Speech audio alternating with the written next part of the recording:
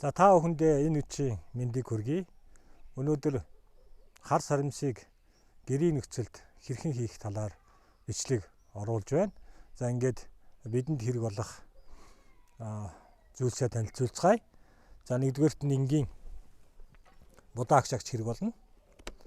За ийм одоо ихдэг одоо буусны жигнүр хэрэг болно. За ингээд мэдээж сарамс хэрэг болно. За ингээд одоо галтгооны цаас гэж ийм цаас байдаг. Ийм одоо зүйлүүдийг хэрэглэнэ. За сарамс хүний эрүүл мэндэд маш олон зүйлийн сайн нөлөөг үзүүлдэг байгаа. Цухас дурдвал одоо хорт хавдраас урдсан сэргийлэх. За судасны дотор хамд үүсэх холестеролыг хайлуулах. За ингэснээр даралт тогтворжуулах. За цусны бүлэн үүсгээс сэргийлж цусыг шингэлж өгснөөр цусны эргэлт сайжирдаг байгаа. За энэ бүх нөлөө нь одоо энгийн сарамснаас илүү хар сарамс хийж хэрэглэснээр одоо илүү хүчтэй нөлөөлдөг учраас хар сарамс хийж хэрэглэдэг байгаа. За ингээд бүгдээрээ хар сарамсаа хийцгээе. За энэ буусны жигнүрийг бол энэ будаа агшаагч цавны доотлын ёроол одоо халдаг учраас тэр одоо халтаас нь сэргийлж энэ одоо ёроолд нь ингэж тавьж өгнө. Одоо сарамс одоо энэ халдаг сав хоёрыг шууд одоо хөрөлцөхгүй байхаар ийм арга хэмжээ авах үүднээс энэ буусны жигнүрийг хийж байгаа юм. За ингээд галтгооны цаасаа буусныхаа жигнүр нь дээр ингээд дэвсээд өгчнө. За ингэсний дараа сарамсуудаа хийнэ. За ингээд сарамсаа будаа агшаагчныхаа савыг ирнэ дүүртэл нь ингээд хийж өгч болно. За бүгдийг нь хийчлээ. За ингэсний дараа бас галтгооны цаасаа дээр нь сарамсаа ингээд хучиж өгнө. За ингэж хуцсны дараа будаа агшаагч хаагаад тэгээд одоо будаа агшаагч болгон одоо дулаан хадгалтын горим буюу одоо будааг ингэж дулаанаар нь хадгалах горим гэж байдаг. За тэр товчыг ингээд дарнаа. За ингээд 10-аас 14 хоногийн дараа хар сарамс маань бэлэн болно.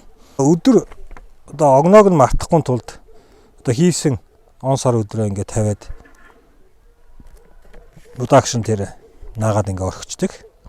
За 6-7 хоногийн дараа ахин одоо хэрхэн болж байгаа талаар бичлэг оруулъя. За өнөөдөр 8 сарын 17-ны өдөр. За хар сарамс хийж эхлээд 7 орчим хоног болж байна. Тэгээд явцын дунд одоо хэр болж байгаа талаар мөн одоо хар сарамсыг хийхэд юуг анхаарах талаар үргэлжлүүлэн бичлэг оруулж байна. За хар сарамсыг хийх талаар өрхийн органик тариалагчдын групп гэж Facebook дээр байдаг. За энэ группийн гишүүн төгөлдөр Бацэнгэл их сайхан постыг оруулсан байгаа. Та бүхэн тэр постыг бас орж үзээрэй гэж хэлэх байна. За ингээд хар сарамсыг хийж эхлэхэд бол нэлээд хурц үнэр гардаг учраас за байранд мөн гэртээ хийхэд бол нэлээд хүндрэлтэй байдаг. Тэгэхээр цусландаа тийм задгаа газар хийвэл зүгээр байдаг. За мөн одоо хар сарамс хийж байгаа будаа агшаагч маань сарамсны үнэр шингэх учраас ахин одоо будаа агшаахад бол ашиглах нөхцөлгүй болдог байгаа. Тэгэхээр яг хар сарамс хийдэг будаа агшаагчийг тусад нь бол гаргаж хар сарамс хийж хэрэглэсэн дээр байдаг. За ингээд хэрхэн болж байгаа талаар өнөөдөр хар сарамсаа харцгаая. За 11-нд хийсэн саримс маань өнөөдөр 17:46 7 онж байгаа байна. За ингээд галдгооны цаасаа авж үзье. За ийм шаргал өнгөтэй болсон байна.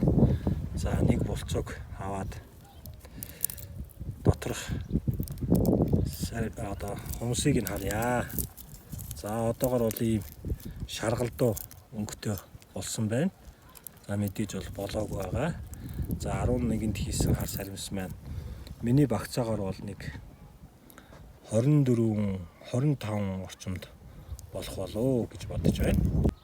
За хар саримс хийхэд анхаарах зүйлсийн талаар мөн одоо хар саримс хэрхэн болж байгаа талаар бичлэгийг хүргэлээ. За ингээд 8 сарын 24-25-нд одоо төгсгөлийн хэсгийг оруулж та бүхэнд хүргэх болно.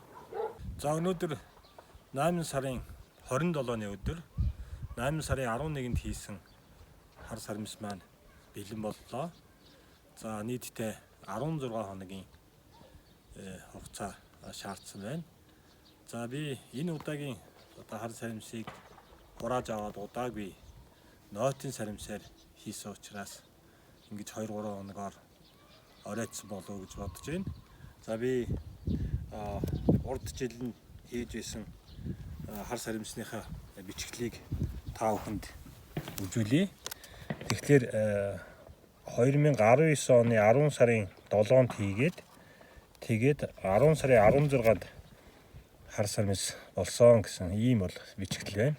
Тэгэхээр ердийн бол хатаасан саримсаар хийхэд бол 10-аас 14 хоног зарцуулдаг байгаа.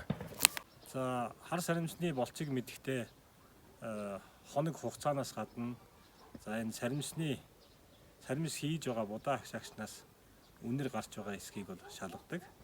За үнэр бол бараг гарахгүй болоход бол хар саримс бол болсон гэж үздэг.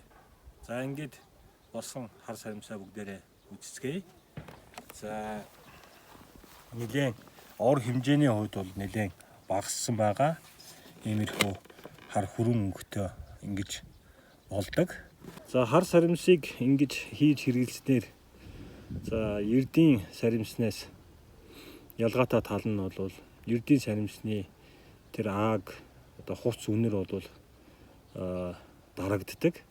Тэгэхээр амнаас одоо саримсны үнэр ихээр гардаг гэд саримс хэрэглэдэггүй хүмүүс ингэж хар саримс хийж хэрэглүүл зүйтэй.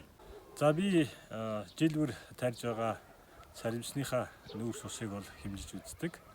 За өнгөрсөн жилийн тарьсан саримсны нүүрс ус 31% байсан.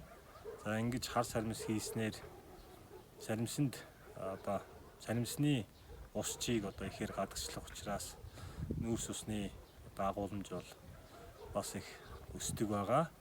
Тэгээ идэж үзэхэд бол ер нь одоо чихэрнээс ялгаагүй тийм чихэрлэг амттай ийм байдаг байгаа. За ингээд хийсэн хар саримснаас амсч үзье. За доторх хумс нь бол нэг иймэрхүү байдалтай болдог. За хүүхдэд одоо өгөхөд маш дуртай иддэг байгаа.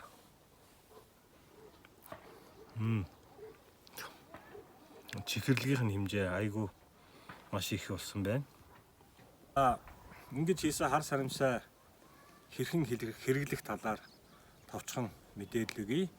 За өдөрт 1-2 хумсыг бол хэрэглэнэ гэж заасан байдаг. Та бүхэн хар саримсаа хийгээд одоо 1-2 хумсыг хэрэглээрэй. Ингэж одоо хийсэн хар саримсанд хүний дархлааг дэмждэг алицистин, аллигинин, полифенол зэрэг амин хүчлүүд бол үүсдэг. За тэгэхээр коронавирус тархаж байгаа энэ үед хар саримс хийж хэрэглэж та бүхэн дархлаагаа дэмжиж коронавирусаас өөрсдийгөө сэргийлцгээгээрэй. За ийхүү та бүхэнд гэрийн нөхцөлд хар саримс хийх энгийн хялбар аргыг танилцууллаа. Та бүхэн энэ суугтаа subscribe хийж амжаагүй бол subscribe хийж хонх тавчаа дараарай. дараагийн бичлэгээр уулзлаа. Баяр таа.